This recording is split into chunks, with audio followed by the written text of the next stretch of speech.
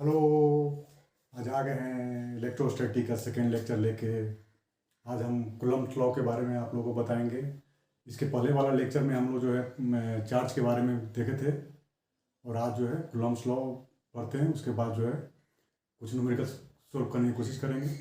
तो चलिए स्टार्ट कीजिए कूलम्ब लॉ।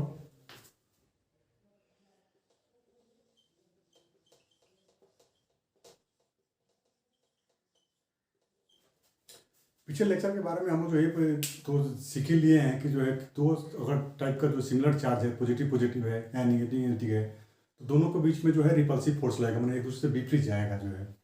लेकिन अगर जो है डिसिमिलर चार्ज है, प्लस एक प्लस में है एक माइनस में है, या माइनस प्लस दोनों में, अगर डिसिमिलर है तो जो है दोनों में जो है फोर्स जो लगेगा वो अट्रैक्टिव लगेगा टुवर्ड्स ईच अदर, एक दूसरे के तरफ ही दोनों का फोर्स लगेगा, जो है अट्रैक्शन फोर्स लगेगा।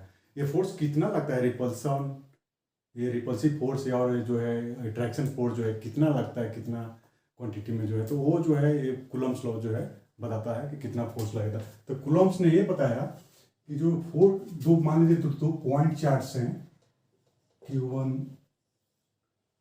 Q2, और दोनों के बीच में जो डिस्टेंस मान लीजिए R है, तो ये जो फोर्स लगेगा बोलता है कि ये डायरेक्टली प्रोपोर्शनल होगा दोनों चार्ज के प्रोडक्ट के मैग्नीट्यूड को। तो मान लीजिए दोनों चार्ज Q1 और Q2 का प्रोडक्ट ये हो गया, इसका प्रोपोर्शनल हो गया। और बोला कि ये फोर्स जो लगता है वो इन्वर्सली प्रोपोर्शनल हो दोनों को चार्ज के बीच की दूरी के स्क्वायर की। इन्वर्सली मतलब उल्टा, तो ये दोनों के चार्ज के सेंटर डिस्टेंस जो है क्या है, R है, तो उसके स्क्वायर का इन्वर्सली प्रोपोर्शनल होगा। तो अगर ये इज इक्वल टू करेंगे तो एक कांस्टेंट आएगा, वो Q1 Q2 by R square. ये Q के जो है बोलते हैं constant of proportionality, constant of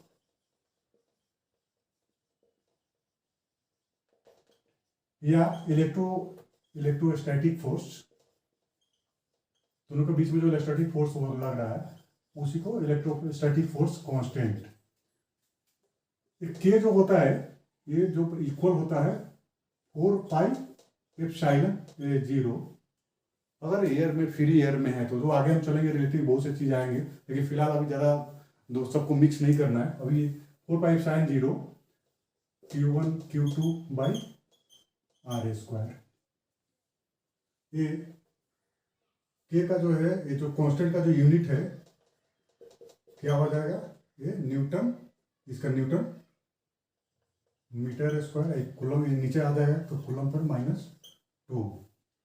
same में यहाँ पे जो है ये जो है एप्सिलॉन को जो बोलते हैं, ये वाला जो है जीरो जो है, इसका वैल्यू जो होता है ये परमिटिविटी अगर एयर हो गया, तो फिर ये सब एयर का जो है परमिटिविटी जो है वैल्यू जो होता है वो है। आगे हम लोग फिर जो जब कैपेसिटेंस पढ़ेंगे तो उसमें जो है कैपेसिटर में जो है इससे बहुत आने वाला है, लेकिन अभी हम लोग इतना जान के चलते हैं कि ये परमिटिविटी है जिसका वैल्यू जो है 8.854। इसका यूनिट क्या हो जाएगा, इसका उल्टा कूलम का स्क्वायर n-m-2, यही हो जाएगा इसका यूनिट जो है। सो ये 1/4πε0 का मतलब क्या हो गया, 1/4π, इसका वैल्यू क्या हो गया 8.854 इंटू 10⁻⁻12।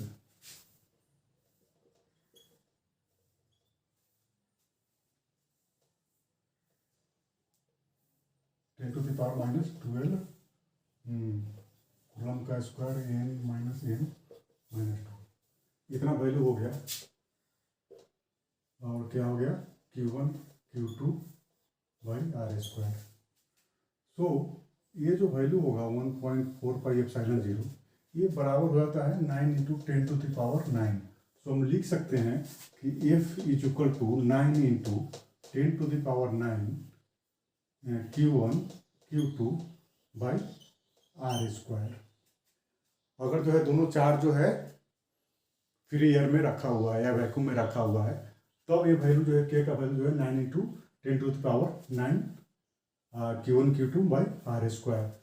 सो हम लोग को याद रखने का ये है कि ये का जो होगा दोनों चार्ज के बीच में जो फोर्स लगेगा, अट्रैक्शन हो सकता है या रिपल्सन हो सकता है, वो जो लगेगा वो के Q1 Q2 by R square, दोनों चार्ज के बीच की दूरी के स्क्वायर के जो है ये ये वैल्यू है, जहाँ के का वैल्यू क्या हो जाएगा 9 इंटू 10⁹9, वही न्यूटन मीटर स्क्वायर कूलम। ये हम लोग को याद रखना है जो है कि दोनों का जो फोर्स लगेगा ये, तो ये जो वैल्यू जो है ये जो है स्केलर फॉर्म में है।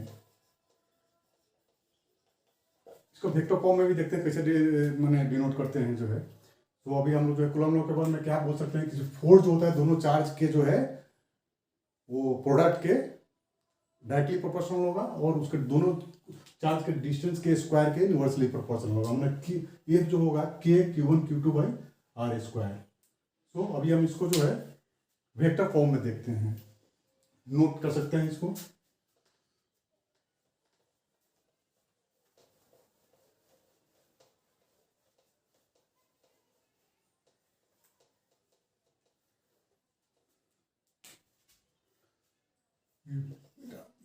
Q1 Q2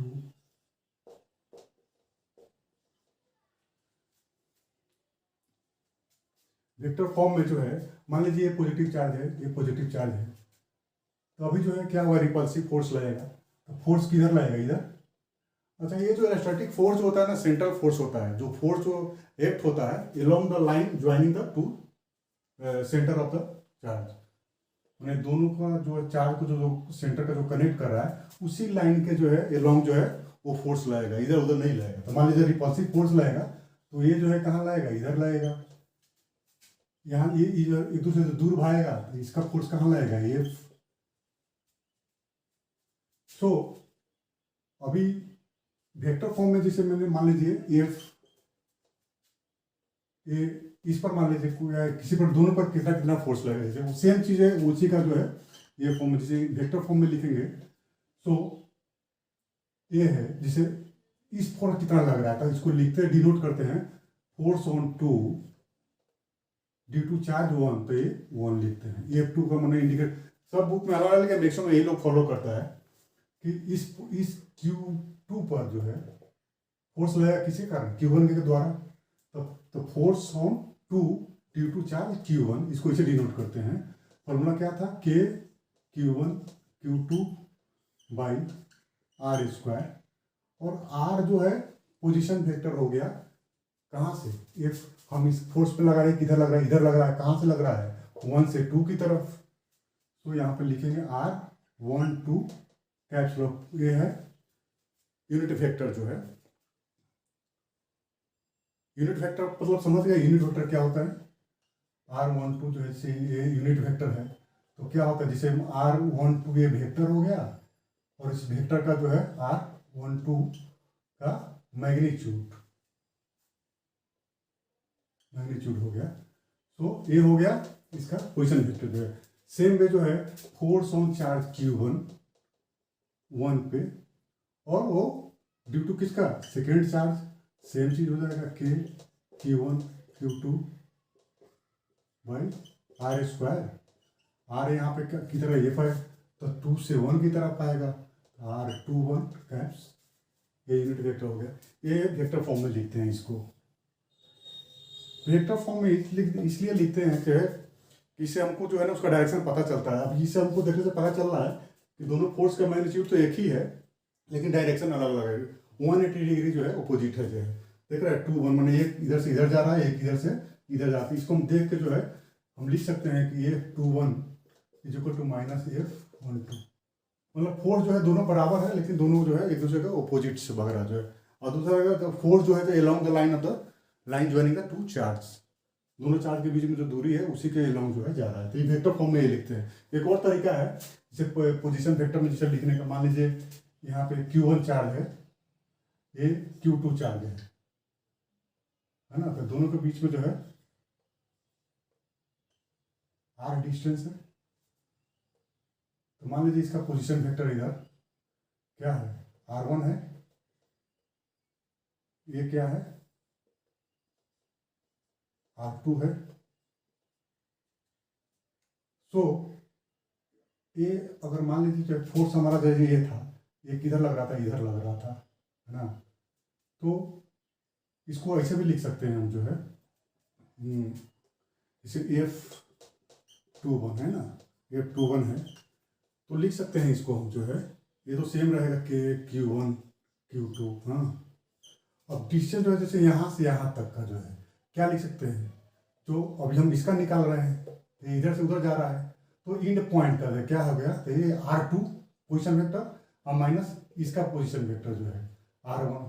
तो इसको अगर डिनोट करता है Q1 से Q2 की तरफ, माने A से B की तरफ, तो लिख सकते हैं इसको इंड पॉइंट A से B की तरफ हम जा रहे हैं। F2 तो इधर जा रहा था ना, F21, तो इसको हम जो है A से B की तरफ जा रहा है, तो इसका पोजिशन A से B के जो है डिनोट करने के लिए जो है हम लिख सकते हैं इंड वाला और इनिशियल का पोजिशन वेक्टर। लास्ट का पोजिशन वेक्टर क्या है, R2 है, R1 ऐसे दे सकते हैं।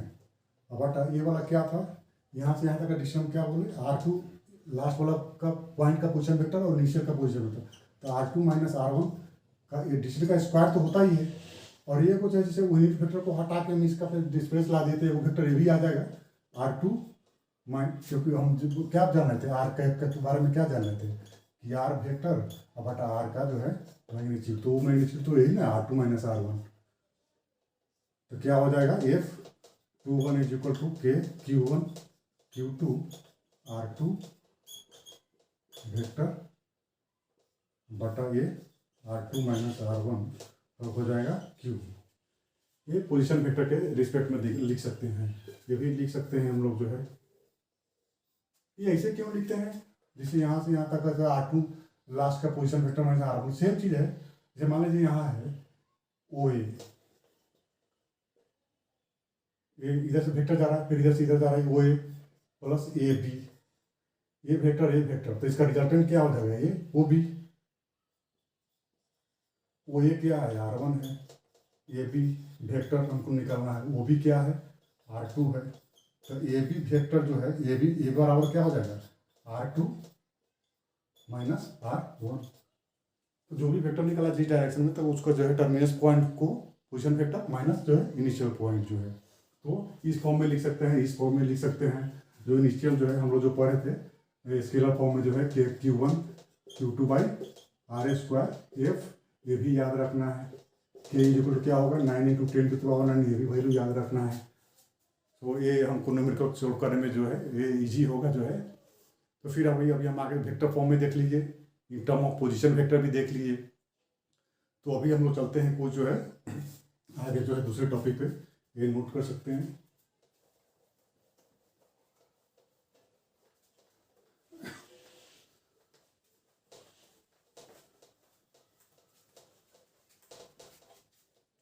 अभी उसमें जो है हम लोग जो है ये पढ़ते रिलेटिव परमिटिविटी के बारे में कुछ हम छोड़ दिए थे अभी। रिलेटिव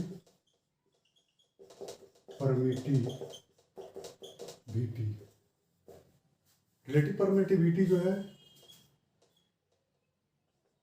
इसको डाइलेक्ट्रिक कांस्टेंट भी बोलेंगे, डाइलेक्ट्रिक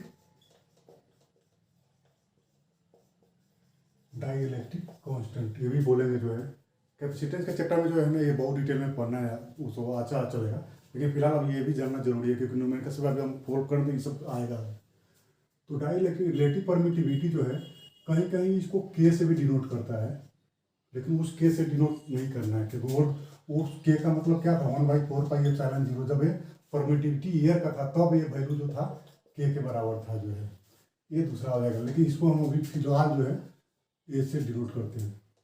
तो रिलेटिव परमिटिविटी जो है डाइलेक्ट्रिक कांस्टेंट जो है एक रेशियो है किसी मीडियम का जो है जिसका हमका परमिटिविटी निकालना है, माने उसकी एब्सोल्यूट परमिटिविटी जो है, तो एब्सोल्यूट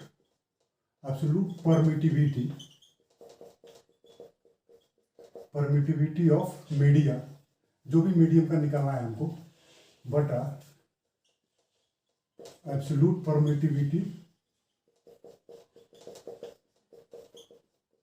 परमिटिविटी ऑफ एयर या वैक्यूम जो है।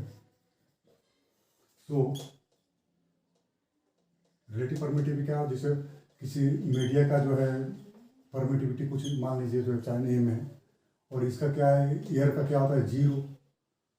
तो जिस भी मीडियम का जो है हमको निकालना है, जैसे किसी मीडियम का परमिटिविटी जैसे एम, तो क्या हो जाएगा जो एयर का जो है फ्री एयर का वैक्यूम का जो परमिटिविटी है उसके रिलेटिव इससे तो मल्टीप्लाई कर देंगे रिलेटिव परमिटिविटी से जो है, तो वो निकल जाएगा। ये चीज़ याद रखना है। तो इसलिए जो है, जैसे अब हम लोग जो पढ़े थे, एफ बराबर क्या पढ़े थे, 1/4 एप्सिलॉन 0 इन्हें पढ़े थे जो है एयर के लिए, Q1 Q2 by R square. तो ये क्या चेंज हो जाएगा अभी, अब एफ बराबर क्या हो जाएगा, 4 एप्सिलॉन 0। अब जो है कोई मीडियम में आ गया, मान लीजिए एयर नहीं रहा, कुछ और मीडियम आ गया, फ्री स्पेस में वैक्यूम में, आप फ्री एयर में नहीं है, कुछ मीडियम में जो है केरोसिन में डाल दिया, किसी चीज़ में डाल दिया, तो अब जो है वहाँ पे मान लीजिए कोई मीडियम जो है केरोसिन का डाल दिए, तो अब यहाँ पे E0 नहीं रहेगा, वो मीडियम रहेगा अब, है ना। वो तब ये जो हो जाएगा, ये मीडियम हो जाएगा, मीडियम, है ना। 1/4 medium Q1 Q2 by, formula same ही रहेगा। और क्यों, क्योंकि वो एफ जो है 1/4 एप्सिलॉन, एम का मतलब क्या हुआ, हम क्या बोल रहे थे कि उसको एयर वाला जो है फ्री एयर का जो रिलेटिविटी और उसका जो रिलेटिव परमिटिविटी है वो उससे मल्टीप्लाई कर देंगे, तो सेम चीज़ तो हो जाएगा। मीडियम में जो है, मीडियम में क्या हो जाएगा, ये 0 और ई आर दोनों आ गए, तो Q1/Q2 sorry Q1 Q2 by R square, formula तो वही रह गया। अगर उस पर हम जैसे 1/4 एप्सिलॉन 0 था, है ना, इसके बदले में क्या था, के था, तो यहाँ भी लिख सकते हैं के Q1 Q2 by R square तो दिए हैं। ये कोई एक्स्ट्रा क्या आ गया है यहाँ पे, ये रिलेटिव जो है ये ऐसे भी लिख सकते हैं जो है, और किसी इसी में दिया तो फॉर्मूला हम वही यूज करेंगे के, लेकिन रिलेटिव परमिटिविटी से जो जिसका दिया उससे जो है डिवाइड कर देंगे जो है, तो फॉर्मूला का वहीं रह गया। सो फॉर्मूला जो है हम लोग इसको ऐसे लिख सकते हैं जो किसी मीडियम के लिए जो है। तो रिलेटिव परमिटिविटी के बारे में या डाइलेक्ट्रिक कांस्टेंट के बारे में क्या था, absolute permittivity of a medium divided by the absolute permittivity of the air. ये रेशियो है, रिलेटिव परमिटिविटी जो है किसी मीडियम के एब्सोल्यूट परमिटिविटी प्लस जो है permittivity of the absolute permittivity the air का रेशियो है, जिसको हम लोग बोलते हैं रिलेटिव परमिटिविटी, जिसको डाइलेक्ट्रिक कांस्टेंट भी बोलते हैं।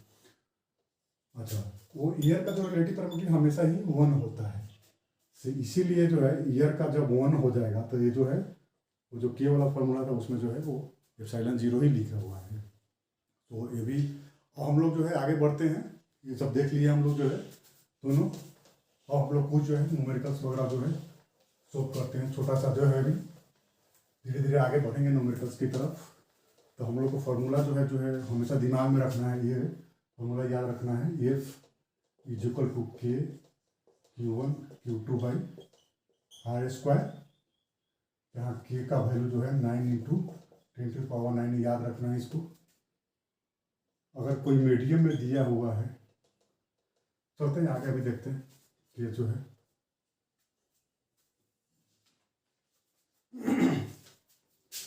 नंबर को पहले देखते हैं।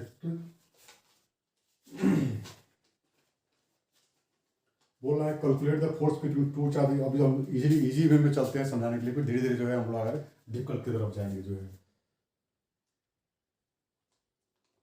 बोला है 10 कूलम का जो है चार्ज है, 10 कूलम का 2 चार्ज है, 10 कूलम का जो है 2 चार्ज है, दोनों के बीच का डिस्टेंस जो है 10 मीटर है। कितना है, 10 मीटर।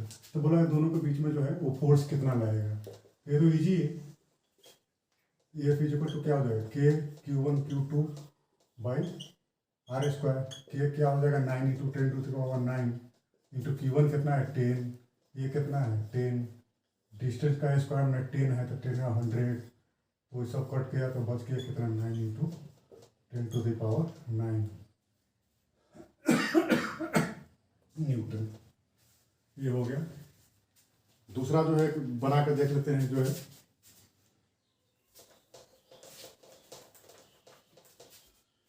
छोटा सा बनाते हैं। बोला है calculate the force between two charge each of 20 microcoulomb in a medium of relative permittivity 4, the distance between the two charge है इतना। बोला कि 2 चार्ज है, 2 चार्ज है, कैलकुलेट ईच 20 माइक्रोकूलम का 2 चार्ज है, 20 माइक्रोकूलम का दो चार्ज है। हम वो सोल्व नहीं कर रहे हैं इसको, जो है बता दे रहे हैं किसी को सोल्व करते हैं। Two charge two microcoulomb medium of relative permittivity, यहाँ पे आर रिलेटिव परमिटिविटी दे दिया है 4, है ना। The distance between the two charge 40 centimetre का क्या है डिस्टेंस दिया हुआ है ना। दो चार्ज तो दोनों चार्ज के बीच में जो फोर्स कितना लगेगा, तो अभी हम क्या जानेंगे, के Q1 Q2 by R square. अभी यहाँ पे रिलेटिव परमिटिविटी दे दिया है, तो वो मतलब 1/4 एप्सिलॉन 0 और एप्सिलॉन आर भी आएगा। इतना का वैल्यू तो है 9 × 10⁹ हो जाता है, लेकिन इसके बदले में तो के हम यहाँ पे लिख दिए हैं, तो यहाँ भी हम डाल सकते हैं डायरेक्टली, जो है रिलेटिव परमिटिविटी फॉर्मूला यही हो जाएगा। जितना हम नॉर्मल वे में डाल लेते हैं उसे रिलेटिव परमिटिविटी में इसमें जो है केवल 4 से डिवाइड कर देंगे, जो है तो के हो गया 9 × 10⁹ इंटू 20 माइक्रो कूलम, जो है तो 10⁻⁻6 इंटू 20 इंटू 10⁻⁻6, ये क्या है 4 है। 40 सेंटीमीटर, इसको मीटर में बदल देंगे तो 0.4 हो जाएगा, 0.4 इंटू 0.4 यही हो जाएगा। इसको जब ये करेंगे तो 5.62 न्यूटन आएगा। बस ये अपना सोल्व कर लीजिए, टाइम किस लिए बर्बाद करना है। हो गया दूसरा। तीसरा देखते हैं।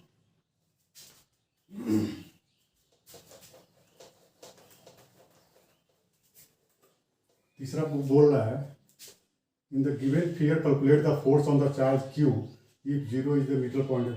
बोल रहा है कि दो चार्ज है ए, यहाँ पे -Q है, ए पे कितना चार्ज है -Q, और इधर रखा है +Q, और बोल रहा है कि 0 ये मिडल पॉइंट है O, इस पर चार्ज है +Q। तो इन द गिवन में calculate the force on the charge if the 0 इधर, तो बोला इस पर कितना फोर्स लगेगा। हाँ, तो फोर्स कितना लगेगा, मान लिया इस पर हम देख लेते हैं। पहला ड्यू टू एफ जो है इसके कारण जो हम डिनोट कर दे रहे हैं, ए के कारण कितना फोर्स लगेगा, तो के क्यू। अभी साइन हम इसलिए नहीं लिख रहे हैं सब में, जो लिखना ठीक नहीं है, क्योंकि माइनस है, ये क्या है प्लस है, दोनों क्या हो जाएगा अट्रैक्ट होगा। इसका मतलब ये चार्ज कहाँ भागेगा इधर। अभी हम इसके कारण इस पर जो है कितना फोर्स लगेगा, इसको जब करेंगे तो प्लस है, ये प्लस है, तो ये चार्ज एक किधर भागेगा, फिर भी इधर भागेगा। समझ में आया, ये माइनस है। अभी हम इस पर कितना फोर्स लगेगा पूछ रहे थे, इस चार्ज के कारण कितना फोर्स लगेगा पहले देखेंगे।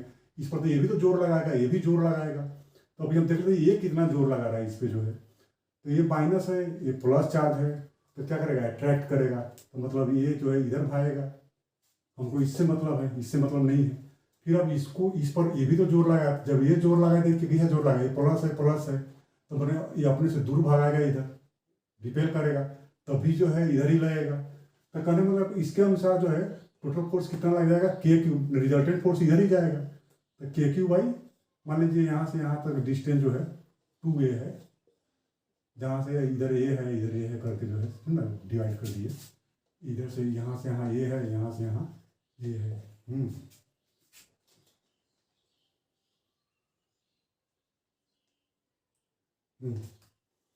तो के क्यू बाई क्या हो जाएगा a²। फिर ये बी के कारण कितना हो जाएगा के क्यू बाई a², दोनों एक ही डायरेक्शन में, तो दोनों को जोड़ देंगे, F A plus F B, वो उसका फोर्स हो जाएगा जो है। फिर आगे चलते हैं, जो ये सब छोटा मोटा जो है न्यूमेरिकल्स वगैरह जो है आगे चलते हैं। जो है अगर बोल रहा है कि उसी चार्ज पे जो है, अगर मान लीजिए इधर +Q रहता और इधर जो है +Q रहता और इधर +Q रहता, तो इस पर कितना चार्ज लगता। अब देखिए प्लस मतलब ये दोनों क्या करेगा रिपेल करेगा, तो ये फोर्स इस पर जो फोर्स लगेगा इसके कारण किधर जाएगा, इधर जाएगा। अब इसमें अभी इस पर ये पीछे जोर लगाएगा, ये दोनों ये भी रिपेल करेगा, तो ये भी जो है इधर भगाएगा, एक उधर भगा रहा है एक इधर भगा रहा है, लेकिन दोनों का मैग्नीट्यूड एक ही रह रहा है। क्यों, के क्यू बाई, मान लीजिए यहाँ से ये है, ये डिस्टेंस है, के क्यू बाई a², और ये भी तो उतना ही हो रहा है, के क्यू बाई a², दोनों बराबर है। लेकिन ये जो है ये इधर जा रहा है और ये जो है ये इधर जा रहा है, है ना, ये दोनों जो है ये इधर भागा रहा है और ये जो है इधर भागा है। कहने का मतलब किसी भी बॉडी पर जो है अगर 5 न्यूटन का इधर फोर्स लग रहा है और 5 न्यूटन का इधर फोर्स लग रहा है, एक उधर खींच रहा है, हमको इधर खींच रहा है 5 न्यूटन, तो हम वहीं में वहीं रहेंगे ना, मूव नहीं करेंगे जो है। तो रिजल्टेंट जो है यहाँ पे फोर्स क्या आ जाएगा, 0। दोनों को घटाएंगे तो ये सब 0 भी ना हो जाएगा, तो कोई फोर्स नहीं जाएगा।